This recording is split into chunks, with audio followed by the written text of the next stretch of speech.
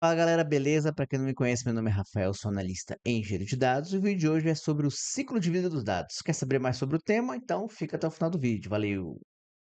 Então galera, falando aqui sobre o ciclo de vida dos dados, né? O que é exatamente esse ciclo de vida dos dados? Bem, é basicamente a gente entender, né, os elementos que compõem os dados desde a sua geração, que é o input, até ali a sua etapa de consumo, backup ou descarte, né? Ou seja, o output, como esses dados vão sair. Ai, desculpa, gente.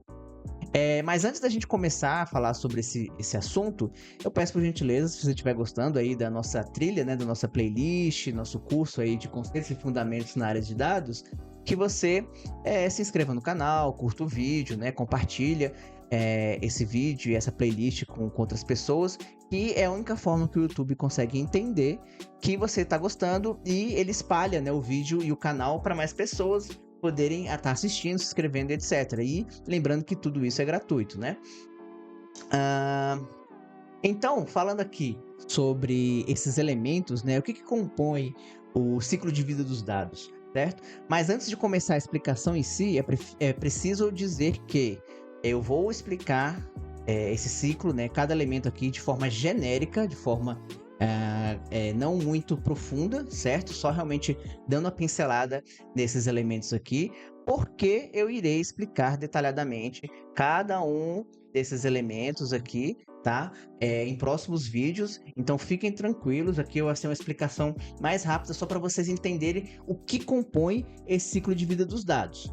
Que inclusive é muito parecido, né? Se você for ver que, nossa, isso me lembra muito, provavelmente é o que você mais vê em outros vídeos, etc, aí por aí no YouTube, cursos, etc, né? Que é o ETL e o ELT, né? Vamos ter um vídeo também dedicado a isso, mas por que se parece muito? Porque dentro do ciclo de vida dos dados, a gente também tem um ciclo de vida da engenharia dos dados. Ou seja, dentro do ciclo de vida dos dados, temos o ciclo da engenharia de dados também. Então, todo dado, para começar a existir, ele precisa ser gerado. Então, ele pode ser gerado de várias formas, né? Então, ele pode ser gerado, por exemplo, através de sistemas. Alguém vai lá, faz uma compra, registra um cadastro, ou o sensor coleta, né, dados do clima, dados, não sei, de alguma medição de alguma coisa. Enfim, tem várias formas desses dados serem gerados, certo? Após esses dados serem gerados, eles são ingeridos, né? Ou seja, eles vão ser consumidos aqui dentro da parte de desenvolvimento. Essa parte aqui é a parte que eu digo que é mais próxima, né? Mais parecida com o que a gente vê em parte de engenharia de dados, certo? Então, a gente vai ingerir esses dados, foram gerados, certo? E vamos armazená-los. Essa parte toda aqui, que envolve, né, parte de ingestão, transformação e distribuição, todas elas ficam armazenadas para serem trabalhadas, certo? Então, depois que você ingere esses dados de forma bruta, é muito importante lembrar disso, que a gente está ingerindo dados de forma bruta, porque os dados que saem daqui, eles de forma isolada não agregam valor, não trazem valor para o negócio, a gente vai fazer transformações nesses dados, certo? Então, envolve várias coisas, envolve principalmente a parte de regra de negócio, ou seja, como você vai aplicar a regra que o negócio tem nesses dados. Então, pode envolver limpeza, agregações, né? Tudo envolvendo trazer qualidade para esses dados para que eles sejam aqui distribuídos. E nessa etapa de distribuição, que os dados estão prontos, eles vão ser consumidos e eles podem ser consumidos de várias formas. Eles podem ser consumidos através de relatórios, dashboards, a parte de machine learning, né, o aprendizado de máquina ali para gerar os LLMs. E também algumas empresas têm o costume de fazer o backup ou descarte desses dados. E isso vai depender muito da política da empresa, né? Tem empresa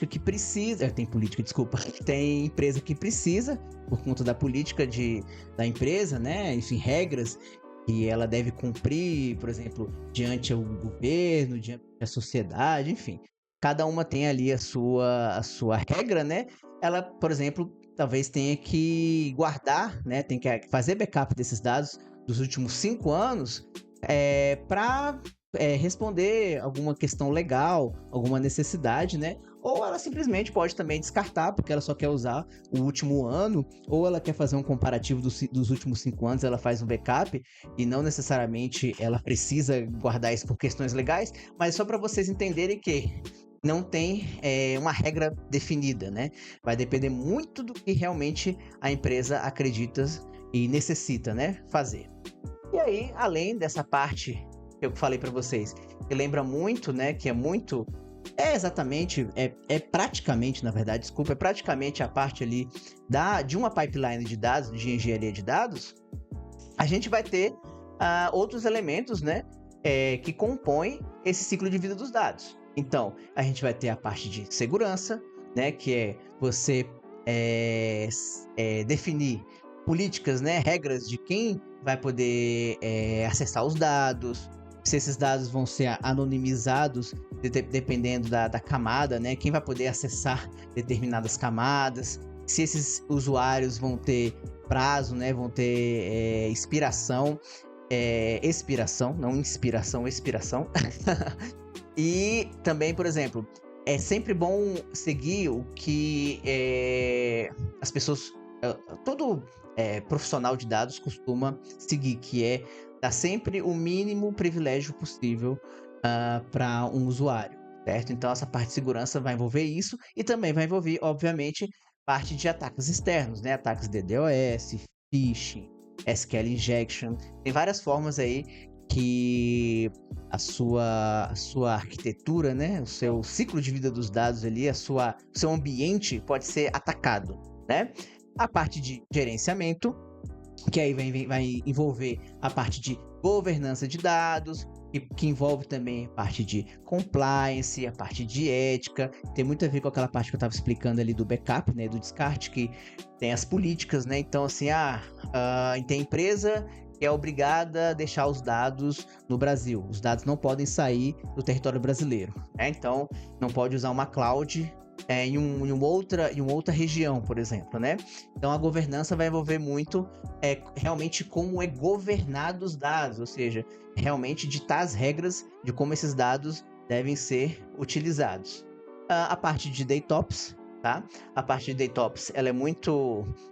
ela vem ali do DevOps, para quem não sabe, o DevOps as boas práticas, né, de desenvolvimento de software, e o DataOps seria as boas práticas no desenvolvimento de arquitetura de dados, né, de ciclo de vida de dados, relacionado à área de dados. E assim, ela está muito relacionada também ali o DataOps, não só essas boas práticas, mas também a parte de monitoramento, observabilidade, e até voltando um pouquinho aqui na parte de gerenciamento, né, que é a governança, a gente também tem que gerenciar a parte de custos, né? Então acaba que essa parte de governança, né, ela é muito próxima de que como realmente também é uma empresa, né? Não só eu dei o exemplo do governo, né? Mas a gente também tem que pensar nessa parte de governar os dados como se a gente estivesse realmente governando uma empresa. Então, tem seus custos, né? Tem as despesas.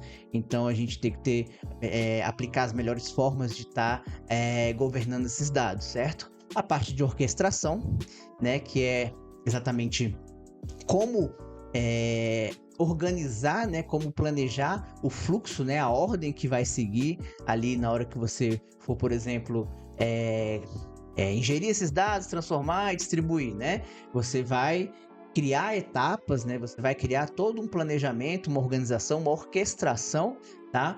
E dizer como é que esse fluxo vai funcionar, sempre pensando em otimização, em performance, em economia, né? Então, a orquestração vai envolver muito essa parte de orquestrar literalmente, né, os dados. E a gente tem a parte da arquitetura de dados, que é basicamente a gente definir, desenhar, né, qual é a melhor forma de entregar os dados ali dentro de um projeto. Então, a gente tem, por exemplo, arquiteturas que envolvem streaming e batch, né?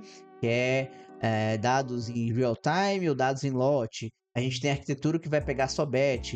A gente tem arquitetura que vai envolver X serviços. Então, é entender como essa arquitetura de dados vai influenciar, né, principalmente nessa parte de entrega, né, de custos e de realmente dar qualidade para os dados, né, desse ciclo de vida dos dados. Pessoal, é isso, tá? Igual eu falei, de forma geral, é isso. Eu vou entrar em mais detalhes em cada uma dessas etapas nos próximos vídeos. Não fiquem ansiosos, certo? Então é isso, beleza? Espero que vocês tenham gostado do vídeo.